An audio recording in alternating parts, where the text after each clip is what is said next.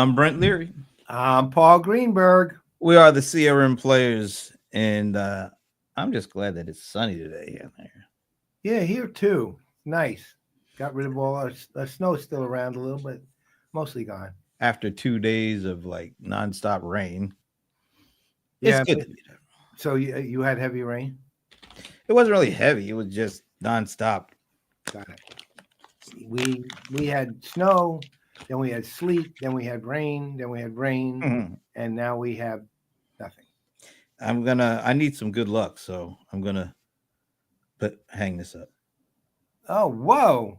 Wait, is that a ram? Did that a shoe that goes on a ram or a horse? I don't think it's a ram. It's from Zoho Day. They gave us our own lucky horseshoe. Horseshoe. Wait a minute, let's get this closer. Oh, I'm in the way. There it is. Jesus. They really are into the cowboy theme, I'll tell you that. Yeah, we've got hats and belt buckles. I think boots. Some people got boots last year. It's like, I'll be honest, I give that away. Yeah. I just don't like cowboy stuff particularly. I don't dislike it. I just don't want it. next year they won't let us leave Texas, I think. That's right. Give me your own barbecue restaurant. Anyway, we are the CRM Players, and we have been bringing the Az since 2009. Zah. Yeah, gotta put that in there. Wait a minute now. We're already running behind here because our momentous Finn is what's going on. It's like off again, on again. I know. It's like a romance. Hey Sven, where are you, man? I don't know. Sven is uh-oh. JR, anything Cowboy. Yeah, he's a Dallas fan. Yeah, really exciting. As exciting as anything Giants is. Whoa. Yeah, exactly. I mean, you guys, how do y'all feel about the Super Bowl? You both of you being NFC East people. Well, I mean, I only root. God help me, and I've gone to confession for this, and I'm Jewish, but I rooted for the Eagles because I wanted Saquon Barkley to get a ring. Otherwise, I would never, in my million years, root for the Eagles. Plus, honestly, I'm so sick of Mahomes. I'm not even sick of the Chiefs. I'm sick of him. Who's sitting next to JR? What do you mean he's sitting? Oh, Saquon Barkley. Why would he be sitting next to him? He's BSing. He already told me that. I should have cut and pasted on here. He already said my next Stump the Godfather question should be. I saw it. Oh, how old will JR say you are?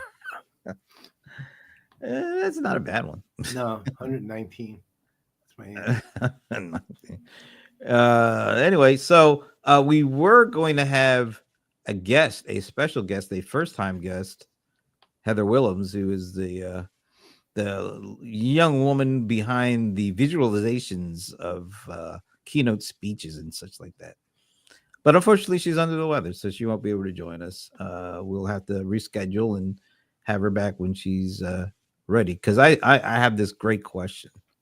I'm holding on to it until I actually get a chance to ask her. You could ask me the question, and I'll answer like I'm her. No, I got another question for you. Don't worry about that. I know.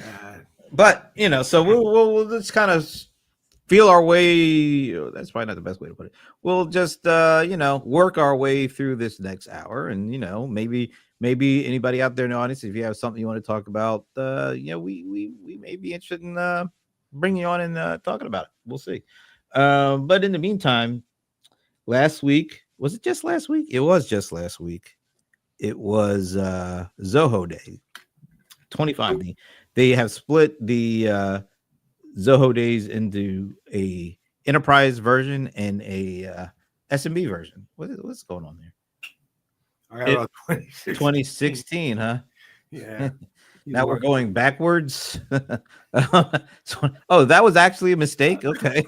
You never know with JR. You type one letter. No, that doesn't work out at all. He had to spread his fingers. 16 and 25. No, you are very close. Yeah, but think the 5, the 6 is after the 5. Yeah, but you're The using your one one is hand. so yeah, well, it's, It yeah, no, works. you're right. Well, no, it doesn't. He was Actually, just off. he just it For doesn't each work one, he though. was off one. He was that's Yeah, but in two different directions.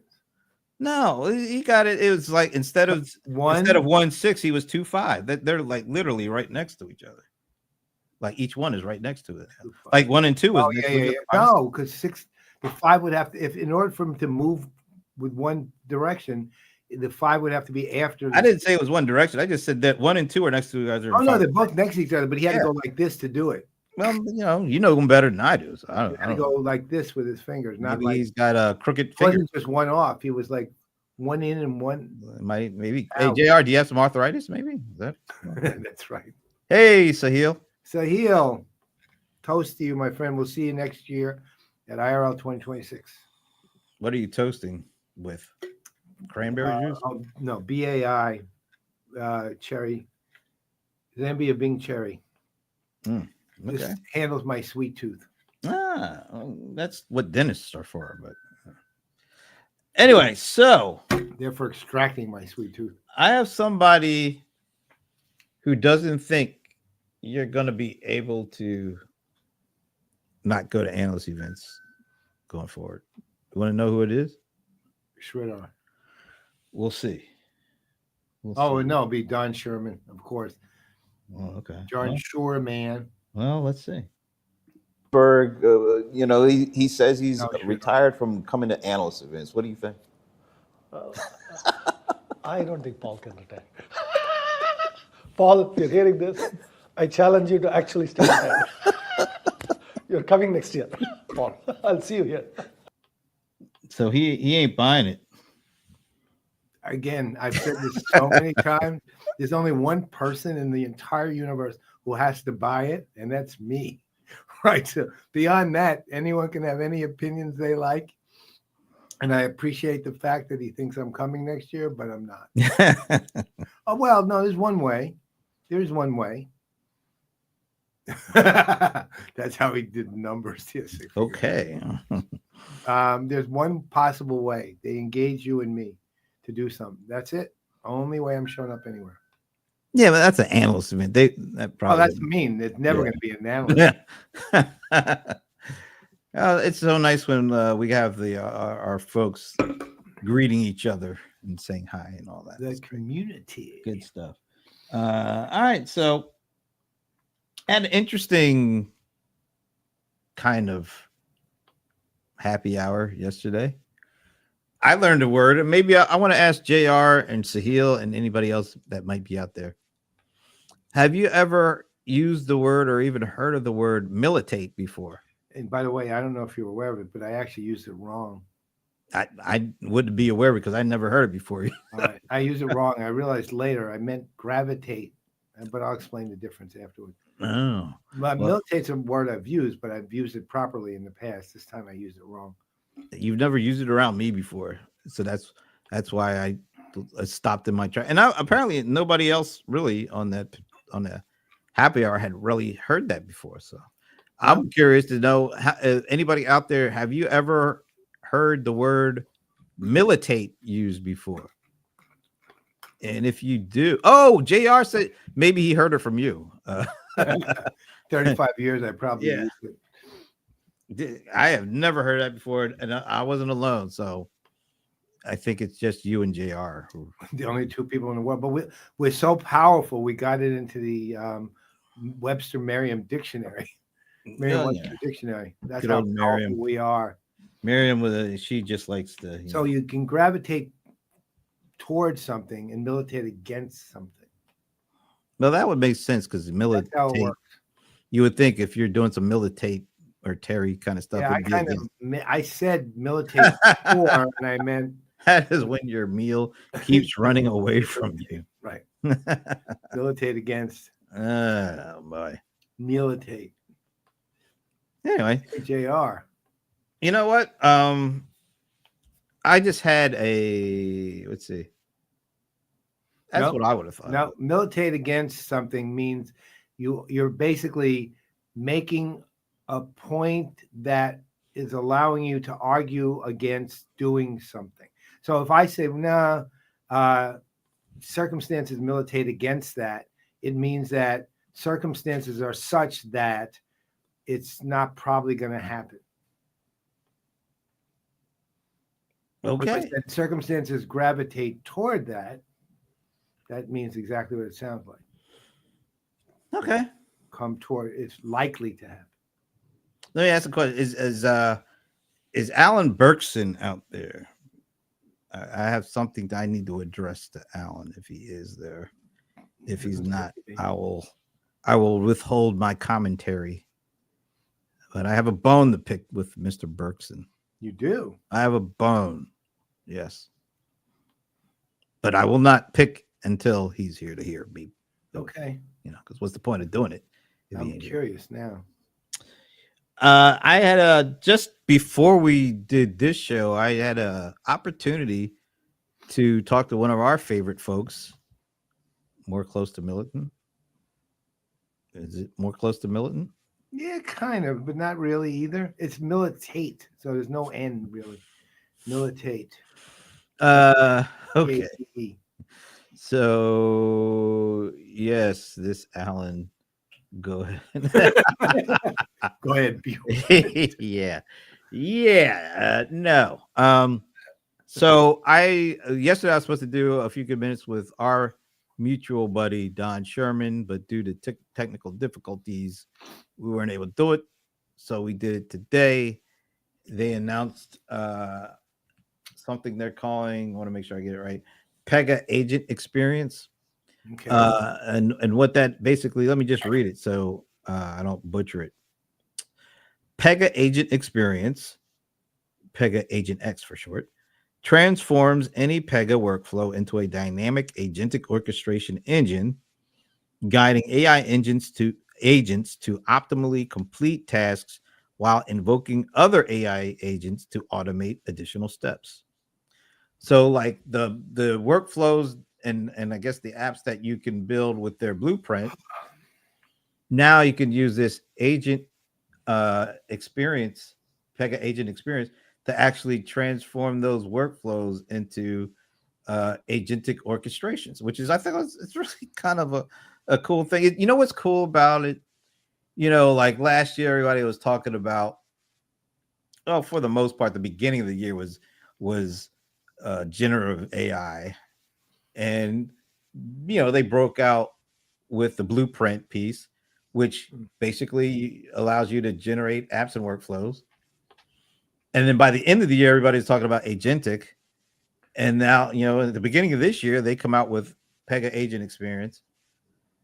And you can see how they work together. You know, it's not like a disjointed. Well, last year was all about generative, and then this year is all about agentic. Well, we're not even talking about it generative anymore. We're just going straight to. So they actually have something that works in conjunction with the thing they came out not even a year ago. Really.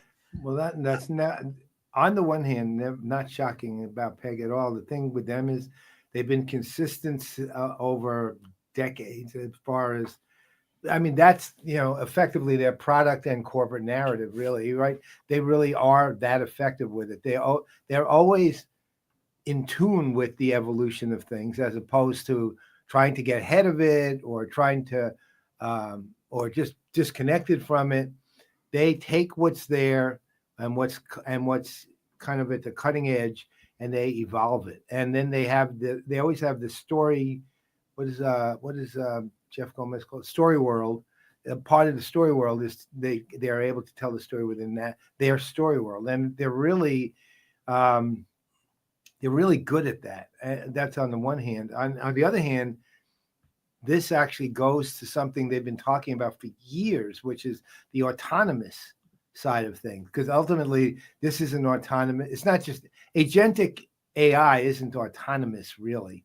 I mean, it's still kicked into action by humans one way or the other. But this is actually agents kicking into action agents, right? Which is interesting. I mean, they're moving. They're always been ahead of the curve when it comes to the autonomy, and they've been working. I mean, I remember when Jeff Nicholson and I literally spoke on the stage. It was the last Pega, the last session of all the Pega world.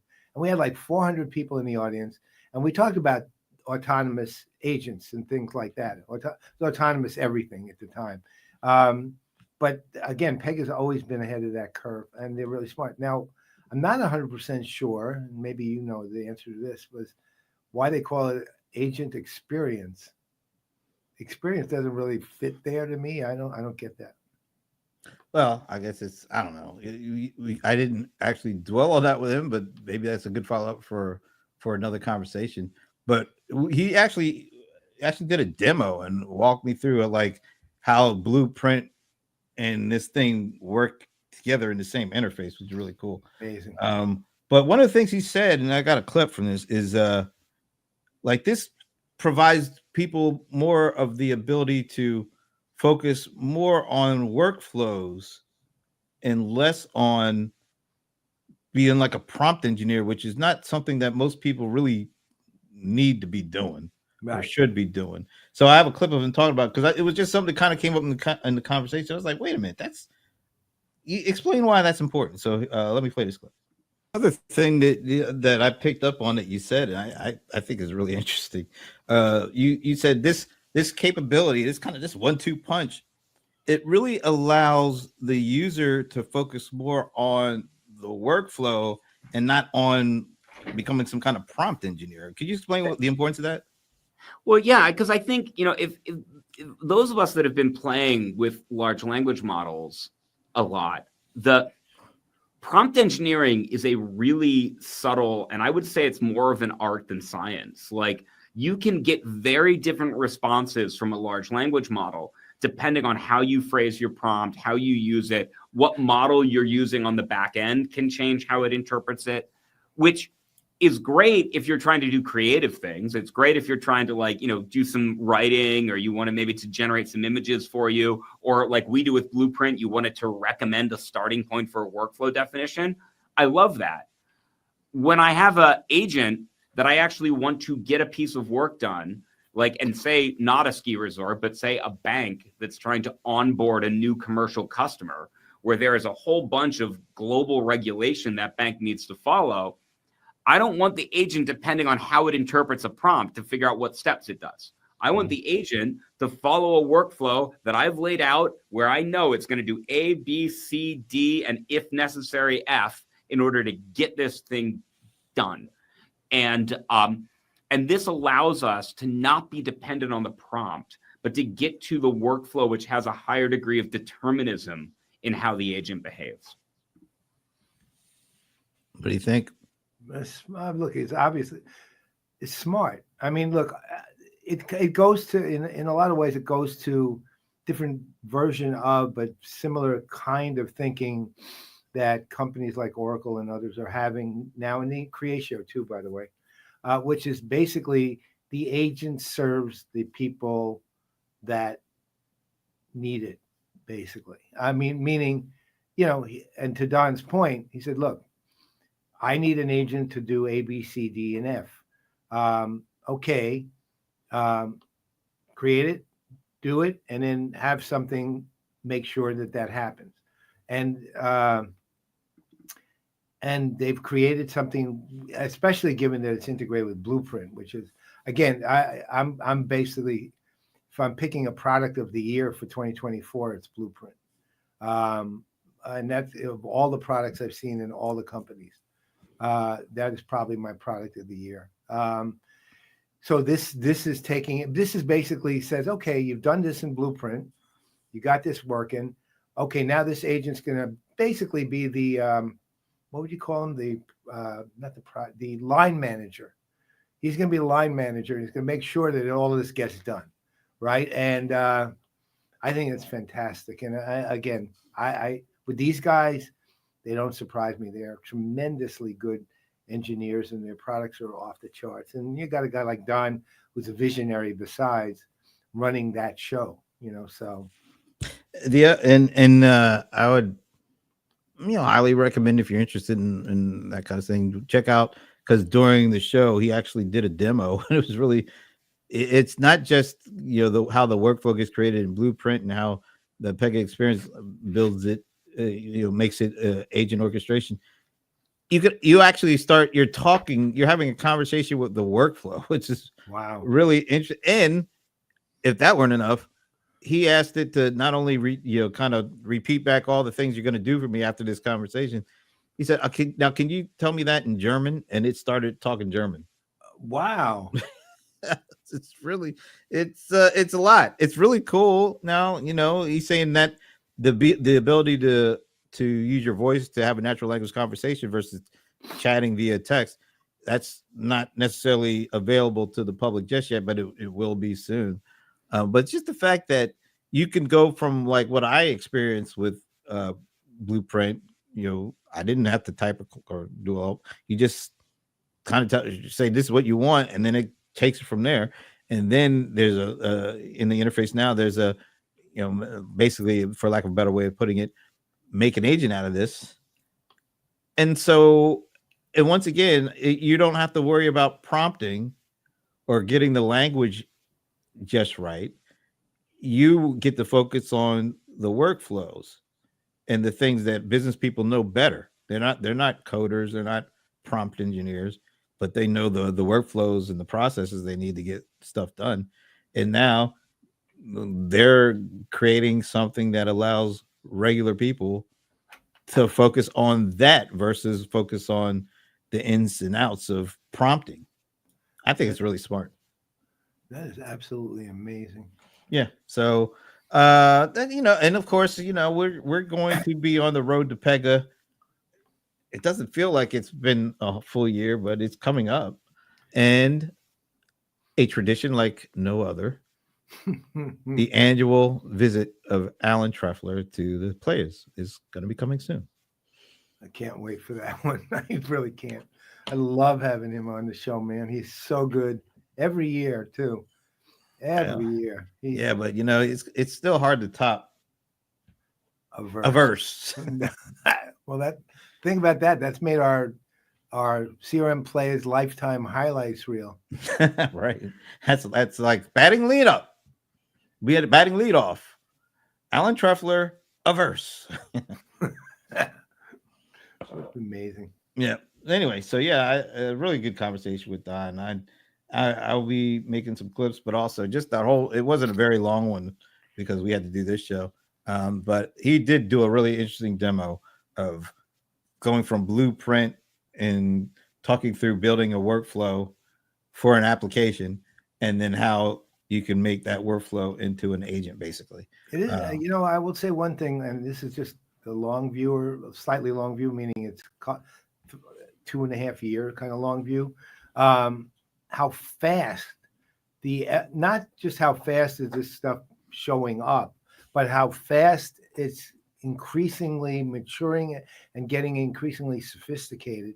The speed of the technological advance is astounding. I mean, think about when ChatGPT first showed up, and think about what Don just told you, right? That's what I'm saying. It's only 2.5 years. Yeah. I mean, CRM in 2.5 years looked like it did 2.5 years before, right? with a couple other 2.5 decades before. Yeah, well, the general issue with the technology. But yeah, that's what I'm saying. The speed with which this thing is moving technologically is just astounding. Yeah. Look, it's Rebecca Wedderman. Hey. Oh man. Speaking of well, we really weren't speaking of it, but I was trying to segue into speaking of, and then, well, you really weren't. But Rebecca and our other buddy, Dave DJ Wiz Smith, they just posted a conversation they had for the Crunch during Zoho Day 25. And it was a really interesting conversation about just getting their insights into what they heard and what they thought about what they heard at Zoho Day. I wish I had a clip for that, because that was a really interesting conversation. But I recommend you checking that out as well. What does JR have to say here? Following up on wait a minute. No, he's that part's pulling the leg. part. Follow. When do humans step into the workflow? If agents are managing and training other agents, naturally, a prompt engineer would need to create the initial prompt. Am I making any sense as the layperson in this group? I think what Don was saying is, in order to really get the focused business people's best use of their time, is not to try to learn the intricacies of prompt engineering languages, because as Don pointed out, you could say one thing one way and get one result, and you could say something still along the same lines of, but it could be a word or two different, and that could change the complete outcome of what you get back. And I think what they're saying is it's probably better time spent for business people to really focus on just the workflows and the use cases, because regardless of what the language is, what those are, what your needs are, Right. and you let the technology kind of handle all that other stuff. And I think that's going to be a big selling point for adopting this stuff, Right. in the enterprise, at least. Yeah, I mean, the thing is that there's obviously it's going to need a prompt engineer to build, in effect, to build it. Right. Right. But you don't have to be that prompt. Right. And it's like, if you remember, we had Kevin Nix on a few months ago on his new company, which is Rocket Surgery. And what was he doing? He was building out QA for AI, which is actually a great idea. But he's basically saying, look, why should humans have to do all the QA on AI? It kind of takes away from AI doing what it does, right? So let's I used to like JR too, by the way. so let's build out essentially a means for AI to be QA'd, by quality assured. By the way, for those who don't know what the hell I'm talking about, QA'd by effectively another agent, right? So it's kind of, the idea is agents watching agents, right? And to Brent's point, taking out of the hands of human the need to say, that's right, that's wrong, that's right, that's wrong, that's messed up, that's screwed up.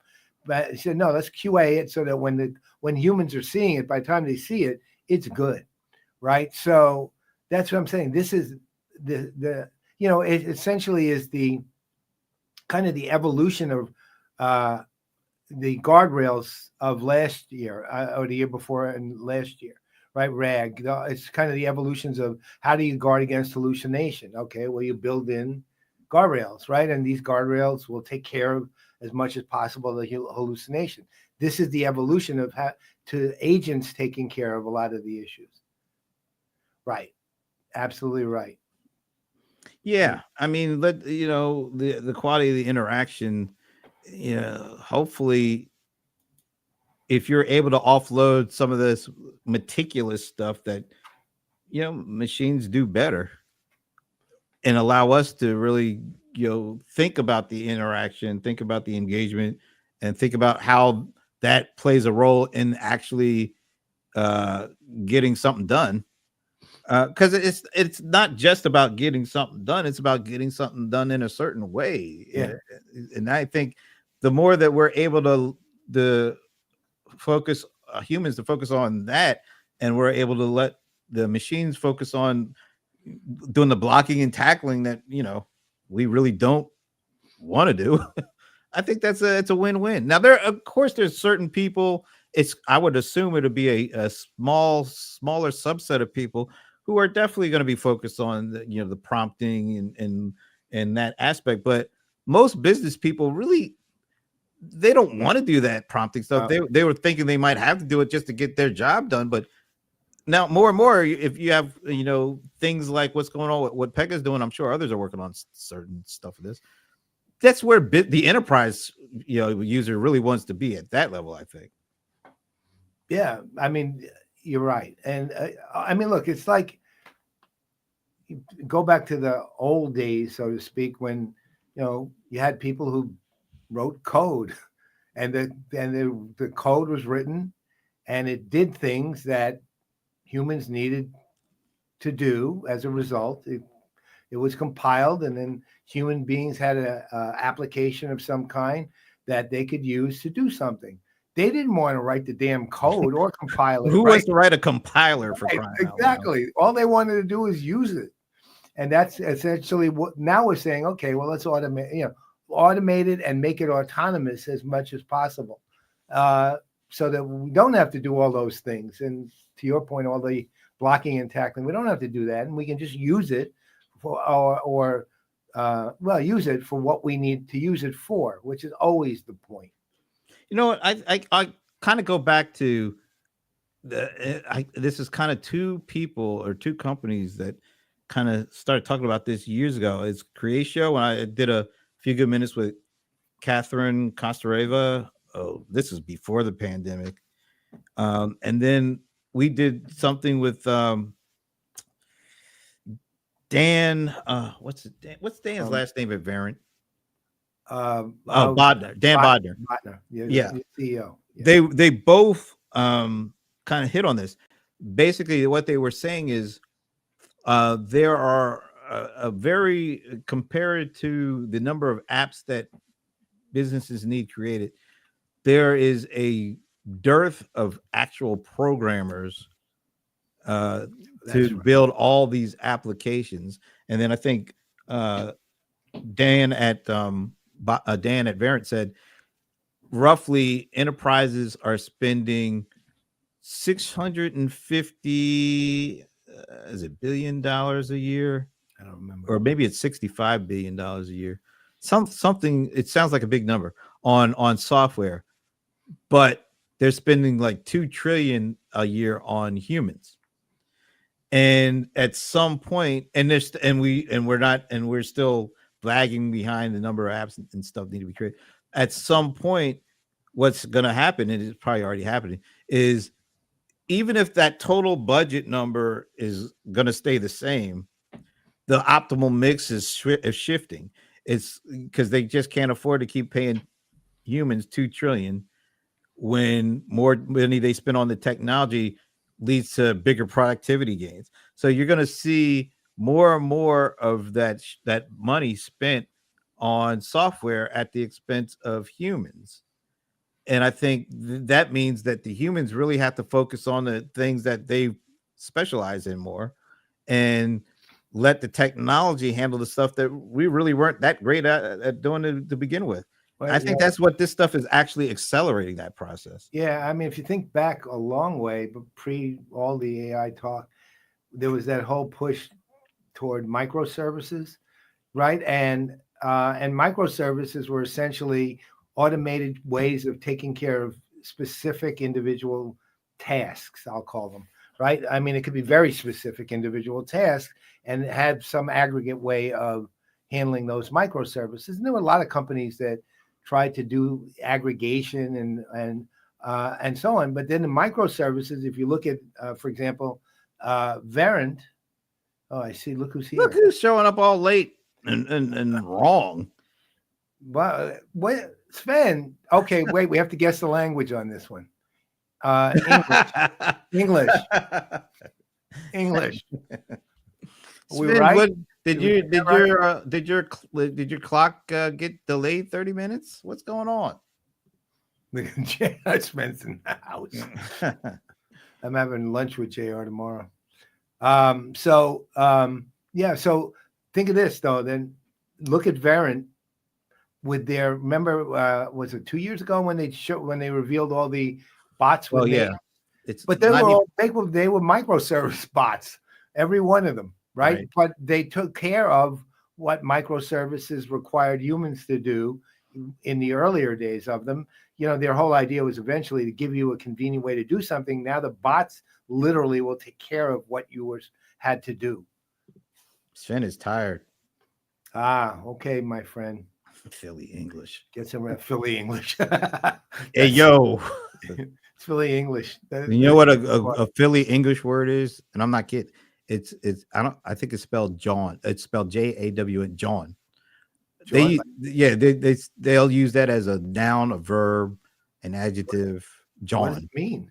It could mean whatever you want it to mean. It's like, hey, what's up with that, John? Or hey, have you ever heard of that, John? or man, that John is fresh. Really? Oh my God, yeah. It's like a Philly word. Only in Philly do you hear that word. I have never heard it before. What is going on with I know. JR? He's just rolling today. He's on a roll. He is. Too bad. We're so sorry. Everyone else was so sorry. All right, since we're we actually are at halfway point. Usually we're actually further than we're that. really So we're if I actually, could filibuster we're for another behind. 20 minutes, it might work. Yeah, guess what? It ain't gonna work. Damn. And now it's time for Stump the Godfather with the venerable Paul Greenberg. Brought to you by Microsoft Dynamics Yeah, such a good 365 voice. Copilot. Anand has such a great voice, man. Hell, he is the golden smog of He the really CRM is. space. What is going on with you guys here? What's with all the Ram hate? I don't This know. is getting out of hand here. I see they're thinking of trading. Not trading. Is he a free agent or are they going to trade Matthew Stafford? He's they need to redo his contract. Oh, that's it. So his contract is up. All right. So I have a very interesting Stump the Godfather question for you. Well, And it's not interesting. Yeah, it was, but this is going to be a different level of interest. Okay. I am sure. All right. It does have a numeric answer needed. All right. So here is this week's Stump the Godfather question. Whoa. So, yeah, I figured I might get you on this one. So, as we played a clip a little earlier, I had a sit-down conversation with Sridhar Vimbu. We talked about a lot of different things. I already put a clip up on CRM Magazine's site from it. And there's going to be more. Of course, every time you talk to him, there's just so many things he says that are interesting. But at the very end of the conversation, I had to ask him. I said, so, how long are you up to now with being able to stand on your head? He gave me a number. We should probably when did we interview him? And I know we interviewed him. I think we were in India, weren't we? We on the Indian trip? Our first interview on the headstanding was EWPK, actually. So it was about 3 years ago. And at the time, we should give them the number then so that they have a reference point, because it's not really fair. Well, it's in minutes, and No, I have a number though. I mean, I know, but I'm saying to those, it's in minutes, and I mean, how long do you think somebody can stand on their head? I mean, let's. But see, I have one advantage, which is I know what it was 3 years ago. Okay, that's good. So that's your clue. Wondering if we should tell them what it was 3 years ago, so everyone's with a level playing field. I could. I remember the number clearly.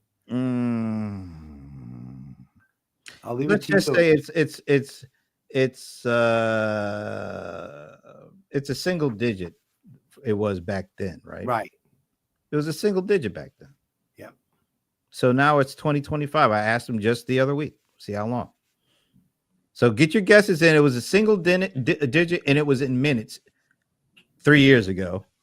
What is it now? What is the total number of minutes he can stand on his head max in 2025? And when we first heard about it, it was the first time he had been practicing it for less than a year, 3 years ago, just to let you know. I'll give him that much. All right. I've got a number. So please, if you want to take a shot, get it in there. Rebecca, Patrick, JR, Finn we give you enough clues. All right, JR is going with 6 minutes. JR is going with 6. Okay. Anybody else want to jump in there? Do it while the time is, ticking down. I know Patrick probably has a good guess. Or maybe not. See, oh my God. So 27 minutes. Woo. See, he's not a yogi. Finn is 8 minutes. So we got 6, we got 8, we got 27. Rebecca Patrick is chiming in with 3 wolves. Does that mean 3 minutes? A minute for each wolf? I don't know. Actually, Rebecca, what's the mathematical equivalent? I'm going to say it's going to be a minute for each wolf. That's okay. Well, 20. Oh, so 6.5. Okay. All right. Well, or that's actually Rebecca's guess. Is 20. Oh, okay. Patrick's saying 3. All right. This is all over the board here. Well, Anywhere from 3:30. Oh, wait. So Patrick is saying 30 minutes? 30. Whoa. 10 minutes. That's 10 minutes per wolf. That's pretty. So Patrick is at 30, Rebecca's at 20, Sahil's at 27, Sven is at 8, JR is at 6. And now the venerable Paul Greenberg will give us his guess. Well, Oh, Michael Klein snuck one in 15. there. All right. I'm saying either 13 or 14. I'll give him the benefit of the doubt and go with 14.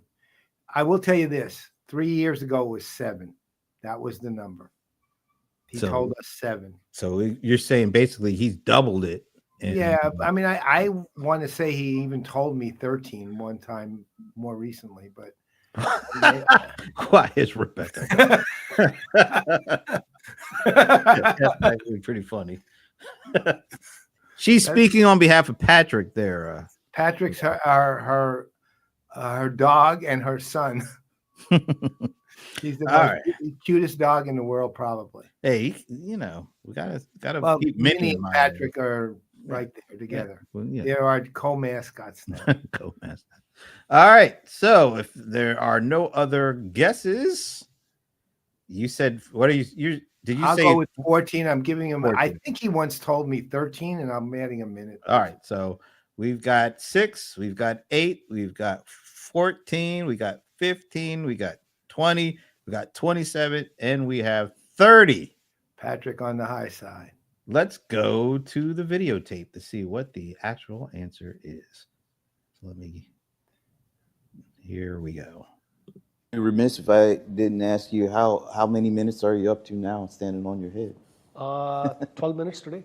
12 So, minutes. yeah, 12 minutes. Well, I asked think him how I'll long. max out at maybe 14 or 15. I won't build a board Oh, beyond that. geez. I think 12 is good enough. I'm satisfied with it. I don't. So he said he did 12 that day, but he said he maxes out at 14 or 15. So me and Michael are Well, you said 14 and Michael said 15. So I guess we got to give it to both of you guys. yeah, pretty much. Which, just Pretty good, Michael. You had no foundation frame of reference. to start from, none at all. No frame of reference, and that's really good. I did have a frame of reference, although I can swear he did tell me 13 last year. That might be the case. Yeah. So, because I do ask him every time I see him. Yeah. But just, I mean, Sahil, 27 minutes. That's and Patrick and Rebecca, 20 and 30. That's quite Quite a length of time to be on your head.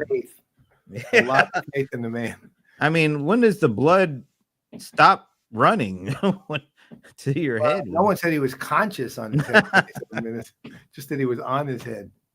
I find that really, really interesting. What is Stump the Godfather? How often was the good father in 2024? Right. Oh, How often did we get the language? I'm guessing. Was anybody keeping track? No, but I'm guessing 77% on that one. Actually, I did ask Ricky Thackrar about that. Oh, wow, Michael, what a memory. And man. he got it. No, Yeah. wait a minute. Ricky didn't say 15, though. Ricky tried to BS his way around the guess, if you remember. But I don't. I was doing this. I was doing the show. Happy 108th birthday. Okay, that's the year. So I've actually regressed the year or two. You're like Benjamin Button all of a sudden. I know. Now I'm down. I'm younger than I was last time JR met me. You know what? Since we're just trying to get to the 15-minute mark here, I do have another clip from another CEO, Okay. from another analyst event, which is so wait a minute. So Sahil, are you saying that you stand on your head like around the 27-minute mark? He didn't say he was a regular practitioner. He just said regular Oh, practitioner. I thought he said he was okay. No, he's just saying regular practitioners of that form of yoga, I guess, can do more than 27 minutes.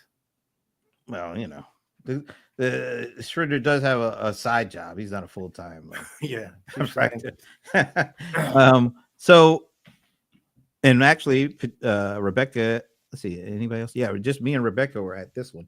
So, right after our event, the week after our event, the week after 15 Degrees in Atlanta, Sugar held their analyst summit in beautiful Del Mar, California. Yeah.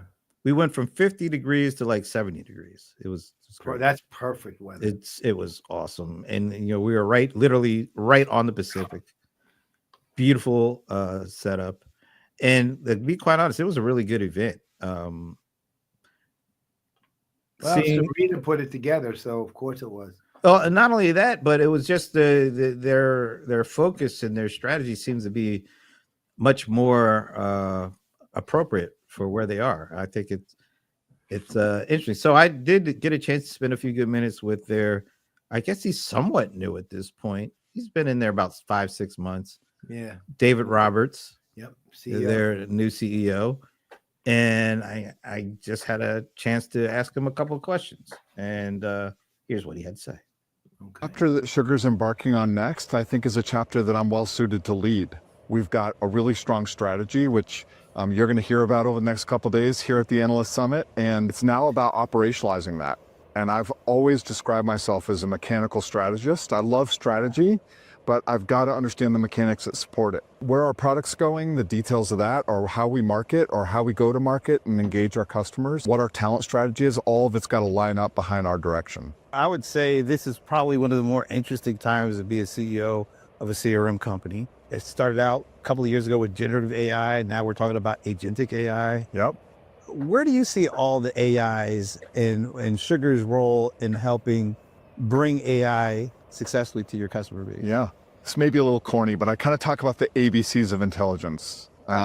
There's artificial intelligence, AI, that everybody's talking about. People have talked a lot over the last decade about BI, business intelligence. For us, it's all about contextual intelligence. So how do you take all that and put it in the context of what a seller or what a sales manager really cares about? Ideally, they wouldn't even know that that's what's powering what their understanding of their business is. Helping them get at the complexity of their account base, get at the complexity of their product base, understand patterns that exist within their territories. These are all things that AI is incredibly well suited for, but without putting it in the context of what that seller or sales manager cares about, it just feels like technology for technology's sake. So I think we're going to be really pragmatic about how we help make it real within Sugar. I like what he said about their approach. I think, and they're focused on sellers. They're focused on a certain segment of the mid-market. They're not trying to try to go grab everything that's out there and compete with, kind of the big boys on the general plane. I think they're sounding like they're going to be more targeted, more focused, and more pragmatic. And I think that's definitely something Sugar, they could have been doing that for a couple of years, but I'm glad to see they're doing it now. Yeah, Dave seems to be a pretty smart guy. I mean, Sugar is always their historic difficulty has been their inability to settle down and do something without then looking for the next thing they got to do. And they had that whole period where they went through the whole mea culpa thing, and then they had that other time where they just said, okay, partners, we're going enterprise, so you got the mid-market. We'll keep the enterprise. No, we're not going enterprise anymore. If you want to do enterprise, you can, but we're going to do the mid-market. No, we're also going to do small. I mean, they never knew who their market. I mean, I shouldn't say that. I don't want to make them sound like they're that disconnected. They're not. But the certainty is really important to them. And I think, he made a really important point on the AI side too, which is optimally that the people using it don't know it. People using whatever they're using don't know AI is even involved. They're just using it. And that actually is a really big point. Now, I know the other thing with sugars, they put a strong focus on manufacturing in particular, because, and their acquisition of Sales AI has something to do with that. I will say this. I think they have a really good case to make. I wouldn't throw all my eggs into one basket there, but on the other hand, they're in the right direction when it comes to industries and focusing in on that area, because it's another area which they could have done a long time ago and they just didn't, and now they're doing it, and it's not even better late than never. They're doing it at a good time, and so I think there's some opportunity there for them. I also want to give a huge shout out to their hiring of Lindsay Valen as Chief Customer Officer. She ran customer success at Pros. I've known her as long as she was at Pros, literally. She came to Pros and we started talking right away. She's great. I mean, that is a major league star hire. She is the easiest person in the world to work with and knows her stuff inside and out. And you know what she's got, which a lot of her peers don't? Curiosity. She asks questions, she investigates, she thinks through things. She then asks more questions. She looks around, she checks out stuff, and then she formulates and then comes up with what she needs to do the job. And the other thing with her is she's an enormously nice human being and a people person. So just a big shout out to Sugar. That is a great hire. She will do you proud, and it's well deserved for her to be a chief customer officer. Yeah, and the other thing that they announced, of course, I think we probably already talked about this. Bob Stutz to the board of directors. So Yes. that's another smart move on their part. Finally, the Playaz have a representative on the board of directors. So yeah, I am very I felt better about Sugar leaving that than I did coming into it. I think I look at David and his self-assessment as being a mechanical strategist is really interesting. Yeah, it's kind of cool. I like that, and his idea of contextual intelligence as opposed to just the artificial. And I think that's I think there's they're doing some smart things, and we still have to see. Oh, well, the other thing I thought was really smart, their choice of customers to have involved in that. Best set of customers I've seen at an analyst event in years, because there are just three very good examples of a customer. They were completely into everything the whole day and a half. They had them sit there with us throughout the whole thing. And they were the first ones to ask questions. Like whenever they would open up their questions. Now, you know how rabid analysts are about trying to get their question, or should I say their commentary / question That's right. out there. But the customers beat all of us to the punch. And they had because they lived this stuff. And so they had three folks from three companies, three different kinds of companies. And they were great.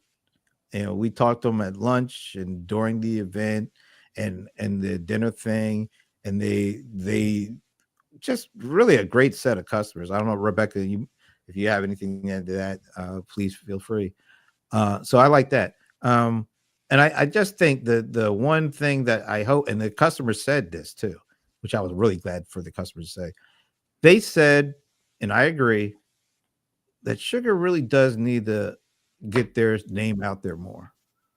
Their customers are saying, and their customer is like, sometimes it feels like we're out on a limb because we know how great you guys are, but nobody ever hears of your name out there or being bandied around.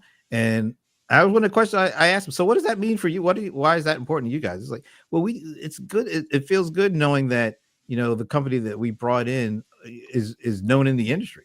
I mean, and is viewed as an industry leader, and that's the question. Will they go and do those things? Will they participate? Will they build some thought leadership content? Will they participate in some of the industry discussions? Because I think that's one thing I wasn't sure of leaving. Well, to that point. It's been a historic issue with them, and it's a, you know what I've realized recently. I don't know why this has come to mind, but it does. That a lot of the companies who are kind of in the mid-market, CRM-ish or CI or whatever, customer-facing space, are really bad specifically at what you just described. The Creatio is the same way. They don't participate in the community at all. In fact, I spoke with them a bit today about it.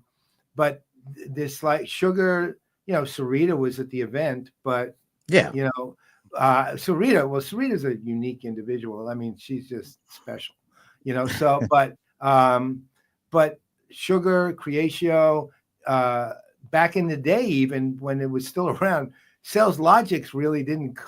What you saw them in the very beginning of CRM, and then they just disappeared, right? Once they started, but the companies that move in the mid-market space, for some reason, sit in limbo when it comes to just participation in the community itself. And again, it's an opportunity that they just shouldn't be missing.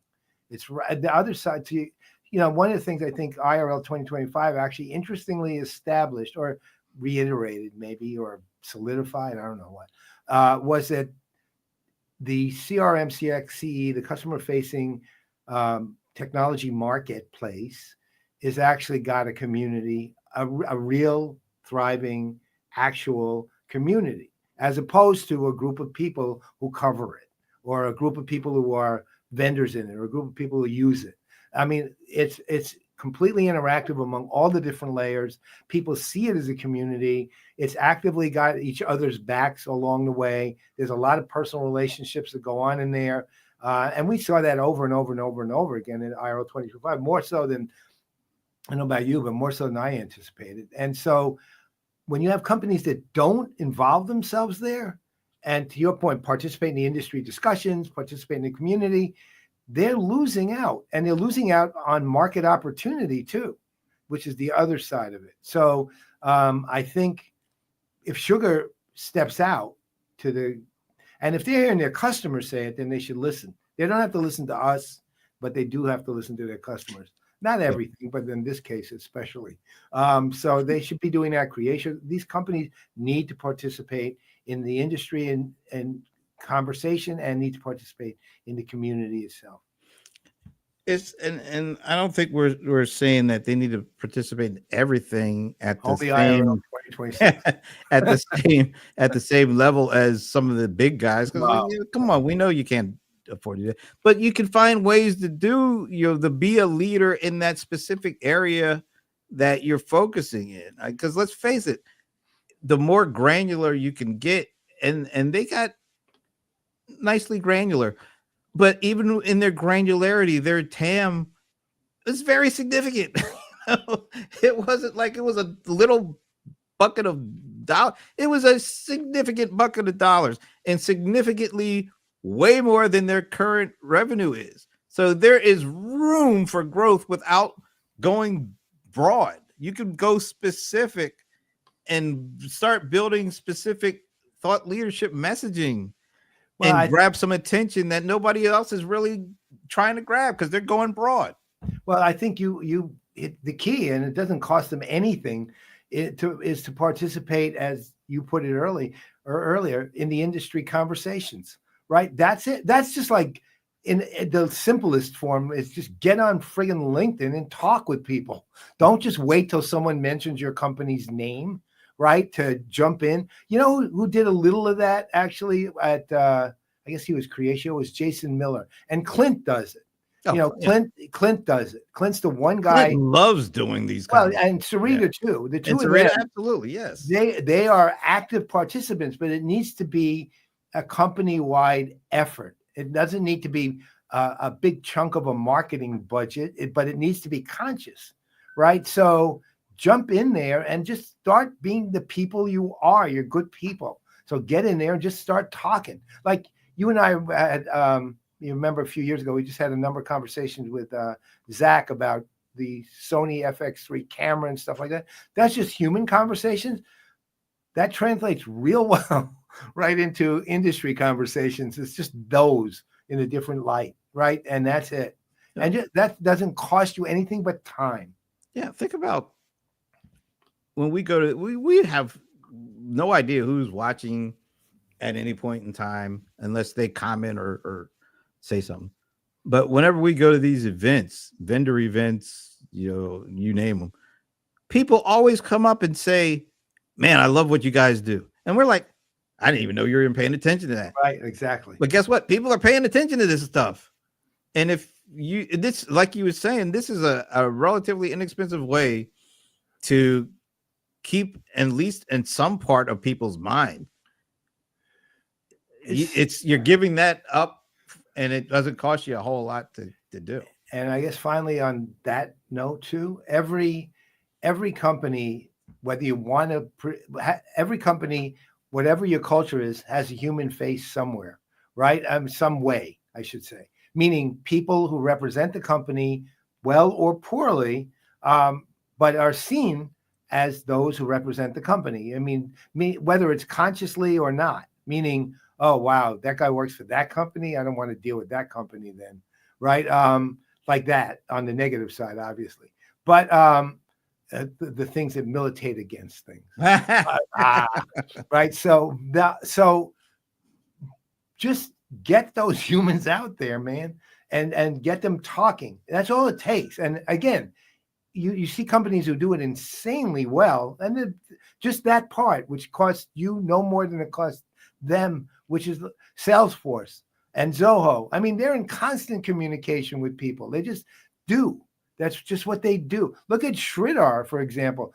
You'll see him on X, actually, is where I've seen him a lot, where he just like conversing with people. He's not like saying, "Hi, I'm the at the time CEO of Zoho." He's just having conversations. It's obvious who he is, but he's having conversations with people. All of these people, Zoho and Salesforce, are expert at it because it's just part of the way they do things, not because they've trained, right? It's because it's part of the way they do things. And that has immeasurable positive things. Look, one last example, I know we got to go, but one of the things that was noticeable about the grand finale awards at IRL 2025 was how many awards Salesforce and Zoho won. And one of the reasons is because 27 analysts remember Salesforce and Zoho a lot more than they remember the other companies, because Salesforce and Zoho are constantly conversing with them, communicating with them, reaching out proactively, not only reactively, right? Waiting for they're not just answering questions as vendors. The vendor representatives are going out and talking with people and reaching out and having dinner and chatting and talking about ideas and showing that they have some genuine thought leadership mentality.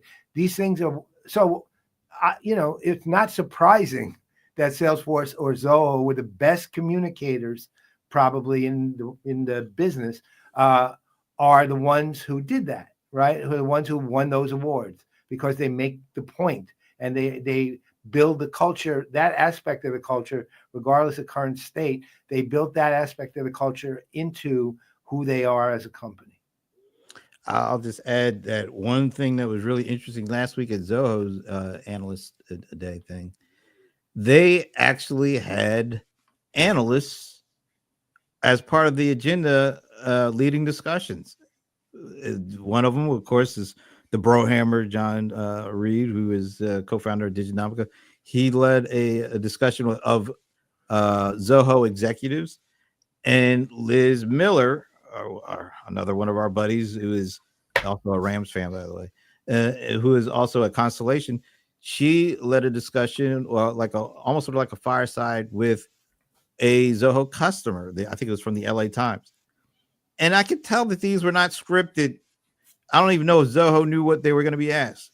And quite honestly, Zoho has such a relationship with folks like us that they know us. They know what our motives are. They know what our interests are. They know how we go about things.